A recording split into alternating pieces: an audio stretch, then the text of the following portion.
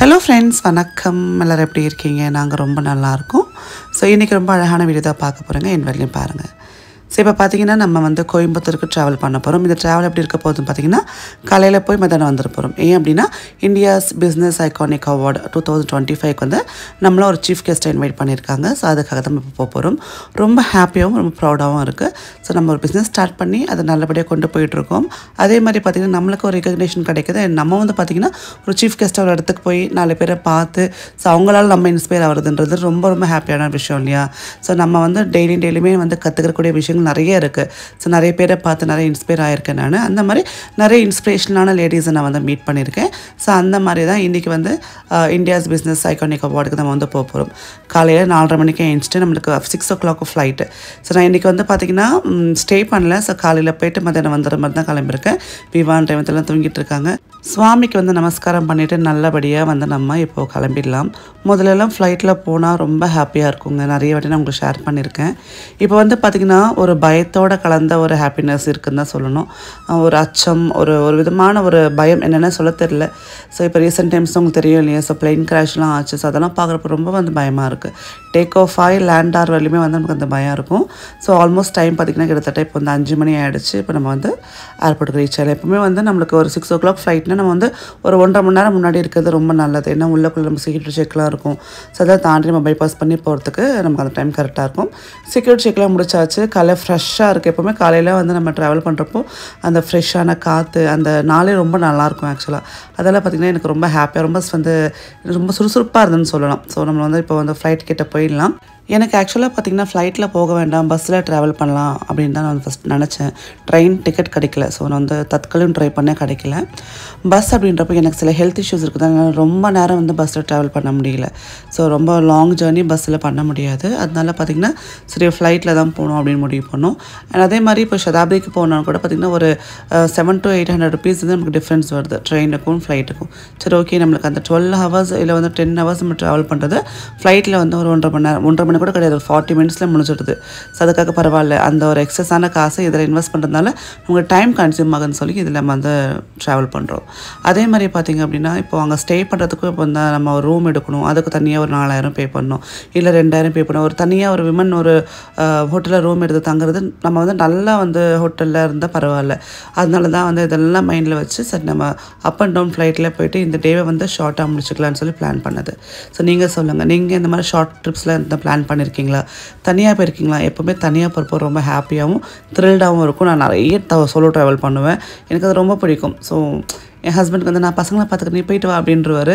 Okay, நம்மளுக்கு ஒரு me time கிடச்சதுன்ற மாதிரி அந்த நாள் நான் எடுத்துப்பேன். ஸோ நீங்கள் வந்து தனியாக ட்ராவல் பண்ணிவிட்டு உங்கள் மீ டைம் என்ஜாய் பண்ணியிருந்தீங்க அப்படின்னா மறக்காமல் எனக்கு கமெண்ட் பண்ணுங்கள். எனக்கு ஒரு ரூம் வந்து அலோகேட் பண்ணியிருந்தாங்க. கொஞ்சம் ரெஃப்ரெஷ் ஆகிட்டு வாங்கன்னு சொல்லியிருந்தாங்க. ஸோ ரெஃப்ரெஷ் ஆகிட்டு நம்ம வந்து இப்போ ஈவெண்ட்டு போயிடணும். ஸோ நம்ம ஃபோட்டோஸ்லாம் பேனர்ஸில் வந்து வச்சுருக்காங்க பாருங்கள்.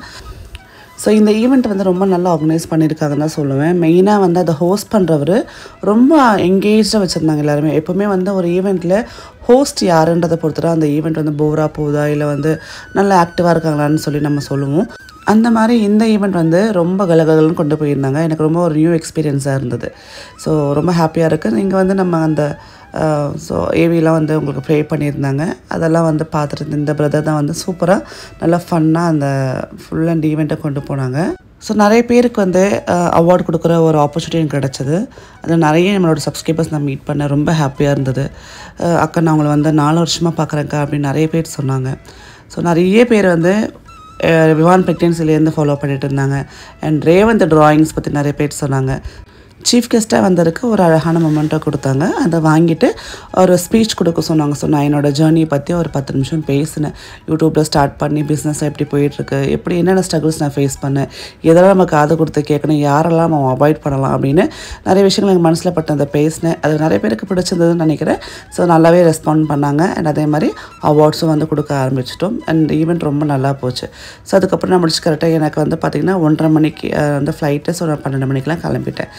கொஞ்சம் வந்து என்ன சொல்கிறது டயர்டாக இருந்தாலும் ரொம்ப ரொம்ப வர்த்தான ஒரு நாள் சொல்லுங்கள். ஒரு நாளுக்கு ஒரு பர்பஸோடு இருக்குன்றப்போ அந்த நாள் ரொம்ப அழகாக தெரியும் இல்லையா? ஸோ அந்த மாதிரி இன்றைக்கி இந்த நாள் ரொம்ப பர்பஸ்ஃபுல்லான நாளாக இருந்தது. ஸோ ஃப்ளைட் வந்து திருப்பி நம்ம ஏர் இண்டியாவில் வந்து புக் பண்ணியிருக்கோம். வேறு ஃப்ளைட் கிடைக்கல எனக்கு. ஏர் இண்டியா அப்படின்ன உடனே எனக்கு வயிற்றில் புளியை கரைச்சி போட்டுடுச்சு. ஸோ நம்ம நிறைய வாட்டி வந்து நம்ம இந்த ஏர் இண்டியாவில் வந்து நம்ம ட்ராவல் பண்ணியிருக்கோம். பட் அந்த ஏர் இண்டியா அப்படின்ற லோகோ பார்த்த உடனே எனக்கு என்னென்ன தெரியல, என்னை அறியாத ஒரு பயம். நான் ஆல்ரெடி சொன்ன மாதிரி உயிரை கையில் பிடிச்சிட்டு நான் வந்து சென்னையில் இறங்கினேன் தான் சொல்லணும். உயிர் போய் உயிர் வந்ததுன்ற மாதிரியும் சொல்லலாம். அதுவும் கரெக்டாக பாருங்கள், டேக் ஆஃப் பண்ணுறப்ப பயங்கர ஷேக்கிங்காக இருந்ததா. ஒரு நிமிஷம் அப்படியே முருகனை பிரார்த்தனை பண்ணிக்கிட்டே தான் இருந்தேன். லாஸ்ட் வீக் ஒரு வாட்டி நான் வந்து ஒரு வேலை விஷயமாக கோயம்புத்தூருக்கு இதே மாதிரி ஃப்ளைட் ட்ராவல் பண்ணுறப்போ மாமா வித் பேபிமாவை பார்த்தேன். ஸோ பிரியாவை பார்த்தேன். ரொம்ப நல்லா பேசிட்டே இருந்தாங்க. ஸோ அவங்களும் வ்ளாகில் போட்டிருப்பாங்க. அப்பவும் பார்த்திங்கன்னா அந்த பயம் இருந்தது எங்கள் எல்லாருக்குமே. அது கொஞ்சம் நாள் ஆகும் போகிறதுக்கு இல்லையா. ஏதோ ஒரு இன்ஸ்டன்ட் நடந்திருக்குன்னா டக்குன்னு அதில் நம்ம ரெக்கவர் ஆக முடியாது. அந்த பயம் கண்டிப்பாக இருக்கும். என்னை பிக்கப் பண்ணிக்க என் குட்டி வாண்டு வந்துட்டான். ஸோ வீட்டுக்கு போயிட்டோம். வீட்டில் போயிட்டு ஆஸ் யூஷுவல் நம்ம வந்து வேலைகளில் வந்து இன்றைக்கி வந்து கண்டினியூ பண்ணலாம். இன்றைக்கி ரொம்ப டயர்டாக இருந்ததுனால வந்து பேக்கிங் இன்றைக்கி போகல. ஸோ நாளைக்கு வந்து போய்க்கலாம் அப்படின்ட்டு காலையில் கிளம்பிடலான்னு இன்றைக்கி வேலைகள்லாம் முடிச்சிட்டேன். ஸோ வந்து பெட்ஸ்பெட்ஸ்லாம் வந்து வாஷ் பண்ணியிருந்தேன். அதெல்லாத்தையும் வந்து நம்ம அழகாக மடிச்சிட்டு நான் வந்து ஒரு ஆர்கனைசர் வச்சுருக்கேன். அண்டர் பெட் அந்த ஆர்கனைசர் அதில் வச்சுருவேன். ஸோ இந்த ஃபிட்டட் பெட்ஷீட்ஸ் வந்து மடிக்கிறது கொஞ்சம் காம்ப்ளிகேட்டடான விஷயம் தான். டக்கு நம்ம நார்மல் பெட்ஷீட்ஸ் மடிக்கிற மாதிரி இதை மடிக்க முடியாது. அதனால் நல்லா இந்த மாதிரி அந்த 4 சைடு ஃபோல்ட் பண்ணி ரேண்டமாக இது மாதிரி மடித்து வச்சிட்டாலே போதுன்ற மாதிரி இருக்கும். வீக்லி ஒன்ஸ் கண்டிப்பாக நம்ம வந்து பெட்ஸ்பெட் சேஞ்ச் பண்ணணும்னு சொல்லி இப்போ ரீசெண்ட் டைமில் இன்ஸ்டாகிராமில் நிறைய பார்க்குறோம். ஏன்னா நீங்கள் வந்து அந்த ஒரு 10 நாள் மேக்ஸிமம் சொல்கிறேன், 10 நாளுக்கு மேலே வந்து பில்லோ கவர்ஸ் மாற்றாமல் இருந்தீங்கன்னா நீங்கள் பப்ளிக் டாய்லெட்ஸில் வந்து தூங்குற மாதிரி அவ்வளோ ஜெர்ம்ஸ் இருக்கும் அதில் அப்படின்றாங்க. இதெல்லாம் கேட்கறதுக்கு பயமாக இருக்குது. ஸோ அதை பார்த்த உடனே என்ன பண்ணேன், நான் எல்லாத்தையும் கடன்னு வந்து மாற்றிட்டு வாஷ் பண்ணிவிட்டு புது பெட்ஸ்பெட் போட்டுட்டு எல்லாத்தையும் வந்து நீட்டாக எடுத்து வச்சுட்டு நல்லா கம்ஃபர்டெல்லாம் போட்டு எல்லா பெட்ஸ்பெட்டையும் நம்ம நீட்டாக வந்து அந்த செட்டாக நம்ம வந்து அந்த 2 தலகாணி உரையோட மடித்து வச்சாச்சு. நிறைய பேர் வந்து அக்கா நீங்கள் திருப்பி க்ளீனிங் வீடியோஸ் போடுங்கக்கா, முதல்லலாம் போடுவீங்களா அந்த மாதிரி போடுங்கக்கா, பேசிக்கிட்டே போடுவீங்களா அந்த மாதிரி போடுங்கக்கா அப்படின்றீங்க. கண்டிப்பாக போடுறேங்க. எனக்கும் அதே தான் ஆசையாக இருக்கிற நாள் ஆகிடுச்சு இந்த மாதிரி நம்ம வீடியோஸ் போட்டு.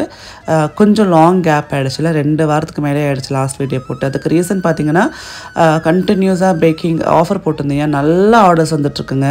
ஸோ அதனால் பார்த்திங்கன்னா நான் அதை முடிச்சுட்டு வீட்டுக்கு வந்து டயர்டாகிடுது. அதனால ஷார்ட்ஸ் மெயினாக அப்லோட் பண்ணுறேன், நிறைய ரீல்ஸ் அப்லோட் பண்ணுறேன். மற்றபடி லாங் வீடியோனா எடுக்கிறதுக்கான அந்த ஸ்ட்ரென்த்தே இல்லை உடம்புல.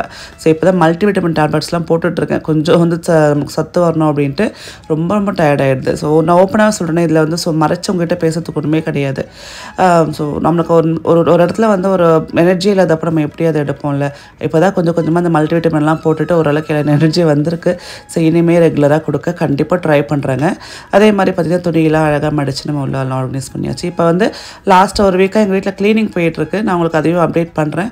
ஒரு இதுவாக நான் உங்களுக்கு அப்டேட் பண்ணுறேன். நான் அந்த வீடியோ ரொம்ப எடுக்கலை, ஏன்னா பார்த்திங்கன்னா ஃபஸ்ட்டு வந்து ஃபோக்கஸ் ஃபுல்லாக க்ளீனிங்கில் இருந்தது. ஸோ இதெல்லாம் முடிச்சுட்டு நம்ம அதுக்கப்புறம் பொறுமையாக நம்மளோட மக்கள் கூட ஷேர் பண்ணிக்கலாம் அப்படின்ட்டு. ஸோ ஈவினிங் அப்படின்னால ரொட்டீன் நம்ம வந்து அப்படியே பொறுமையாக ஸ்டார்ட் பண்ணோம் அப்படின்னு வச்சுக்கோங்களேன். மெதுவாக எல்லா வேலையும் முடிச்சிடலாம். இல்லைன்னா அப்படியே தேங்கி போகுது வேலை. ஒரு நாள் நம்ம ரெஸ்ட் எடுத்தால் அவ்வளோ வேலை வந்து தேங்குதுங்க.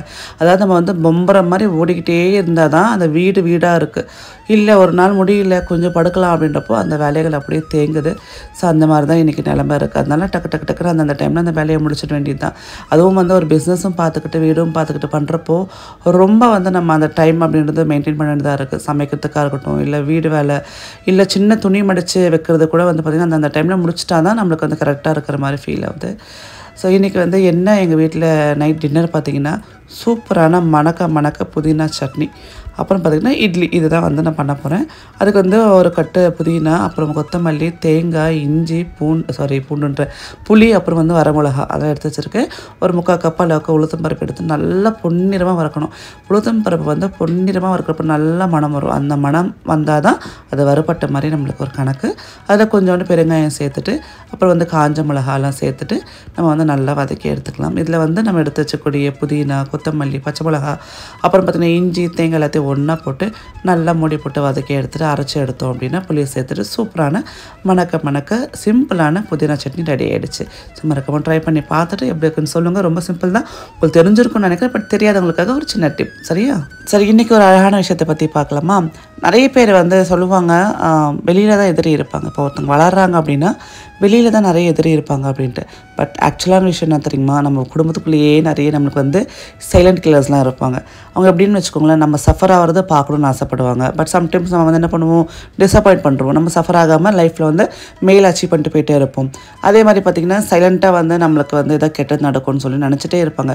இதெல்லாம் உண்மை. நிறைய பேரை நான் பார்த்துருக்கேன்னு வச்சுக்கோங்க. நீங்களும் உங்கள் லைஃப்பில் பார்த்துருப்பீங்க. ஸோ அந்த மாதிரி ஆட்களை எப்படி தான் இவங்களை வந்து நம்ம லைஃப்லேருந்து தூக்குறது அப்படின்னு யோசிப்போம். ஆனால் தூக்கவே முடியாது. ஏன்னா வந்து அட்டை மாதிரி ஒட்டிகிட்டே இருப்பாங்க. ஸோ ஒரே ஒரு விஷயந்தான், அதாவது யாரை எப்போ என்ன விஷயத்த சொல்லணுன்றது நம்ம முடிவு பண்ணணும். செகண்ட், யாரை எந்த அளவுக்கு அலோவ் பண்ணணும் நம்ம லைஃப்லன்றதை முடிவு பண்ணணும். அந்த பவுண்ட்ரிஸ் வந்து நம்ம மெயின்டைன் பண்ணணும். நம்ம வந்து அதுக்கே நம்மக்கிட்ட கண்ட்ரோல் இல்லைன்னா அப்போ நம்ம பெரிய விஷயத்தில் நம்மளால் கண்ட்ரோல் பண்ணவே முடியாது. ஸோ யாரை நம்ம லைஃப்பில் எந்த அளவுக்கு கொண்டு வரணும், என்ன விஷயங்களை சொல்லணும், எந்த அளவுக்கு அவங்களோட வந்து கொடுக்கக்கூடிய ரியாக்ஷன்ஸ் நம்மளை இம்பேக்ட் பண்ணுதுன்றது நம்ம முதல்ல தெரிஞ்சுக்கணும். ஸோ அதெல்லாம் இல்லாமல் நம்ம அவங்க யார் என்ன சொன்னாலும் நம்ம ஹர்ட் ஆகிடுறோம், யார் என்ன சொன்னாலும் அதை எடுத்துக்கிறோம் அப்படின்றப்போ கண்டவங்க அட்வைஸ்லாம் கொடுக்க தான் செய்வாங்க. ஸோ அது இல்லாமல் உங்களுக்குன்னு ஒரு பவுண்ட்ரி இருக்குது. எனக்கு அதாவது இப்போ நம்ம அம்மா இல்லை நம்ம அப்பா இல்லை நம்ம கூட பிறந்தவங்க நல்லா திக்கான ஃப்ரெண்ட்ஸ், இவங்க நம்ம வெல்விஷராக இருப்பாங்க. அவங்க சொல்லக்கூடிய சில விஷயங்கள் நம்ம வந்து கிரிட்டிசிசமாக இருந்தாலும் ஏற்றுப்போம். ஓகே, இவங்க சொல்கிறாங்களா, அப்போ நம்ம மாற்றிக்கலான்ட்டு. போகிறவங்க வரவங்களாம் நம்மளை பிடிக்காதவங்களாம் நம்மளை பற்றி பேசுகிறப்போ இதெல்லாம் காதில் வாங்க வேண்டிய அவசியம் இருக்கா சொல்லுங்கள். குடும்பமாகவே இருந்தாலும் நம்மளை அவமானப்படுத்துகிறாங்க, நமக்கு ஒரு இடத்துல மதிப்பு இல்லை, நம்மளோட வீழ்ச்சியை வந்து பார்க்குறாங்க, எதிர்பார்க்குறாங்க, சந்தோஷப்படுறாங்கன்றப்போ நீங்கள் தான் முடிவு எடுக்கணும் யாரை எங்கே வைக்கணும் அப்படின்றது. ஸோ நம்ம வந்து இடத்த கொடுத்துட்டு ஐயோ குத்துதே குறையுதோன்னா நம்மளுக்கு ஒரு பிரயோஜனம் கிடையாது. இதில் வந்து செல்ஃபிஷாக இருக்க அவள் வந்து திமிர் பிடிச்ச நினச்சின்னு போகிறாங்க. ₹1, அதாவது அம்மா ஜல்லிக்கு பிரயோஜனம் கிடையாது. அந்த மாதிரி அவங்களோட எண்ணங்கள்லாம். அதனால் யார் என்ன நினச்சிட்டு போட்டோம், நம்ம லைஃப் எவ்வளோ அழகாக எவ்வளோ பீஸ்ஃபுல்லாக இருக்குன்றது ரொம்ப முக்கியம். உங்கள் லைஃப் பீஸ்ஃபுல்லாக இருக்கணும்னா உங்கள் சர்க்கிள் வந்து அதுக்கேற்ற மாதிரி வச்சுக்கோங்க. எல்லாத்தையும் உள்ளே விட்டுட்டிங்கன்னா கண்ட மாதிரி வேலை செய்ய ஆரம்பிச்சிடும். அதனால் யாரை உள்ளே விடணும், யாரை வந்து அப்படி வைக்கணும், யாரை எட்டி பார்க்கணும், யாரை தூர வைக்கணும்னு நம்ம தான் முடிவு பண்ணணும். ஸோ நீங்கள் வந்து இது வரையுமே இந்த ஒரு விஷயத்த ஸ்ட்ரகிள் ஆகிட்டு இருக்கீங்கன்னா இப்போ it's time to think, okay இவங்க இப்படி இருக்காங்களா, அங்கேயே கட் பண்ணலாம். ஸோ ஓகே, சொல்லாதீங்க, விஷயங்களை வந்து ஷேர் பண்ணாதீங்க. ஏதாவது அவங்க சொன்னாங்கன்னா அதை வந்து ரியாக்ட் ஆகாதீங்க. எப்படி அவாய்ட் பண்ணுறதுன்றது ஒரு கலங்க.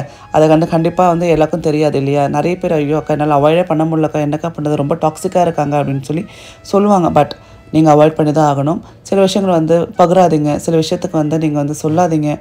கொஞ்சம் கொஞ்சமாக போக அவங்களே புரிஞ்சுப்பாங்க. அப்படி புரியலைன்னா புரிய வச்சுருங்க அவங்க பாணியில். ஸோ உங்கள்கிட்ட பேசிக்கிட்டே கடன்னு பார்த்தீங்கன்னா இட்லி வச்சுட்டேன். அப்புறம் பார்த்திங்கன்னா சட்னிக்கு எல்லாத்தையும் ரெடி பண்ணி இப்போ அரைக்க ஆரம்பிச்சிடலாம்.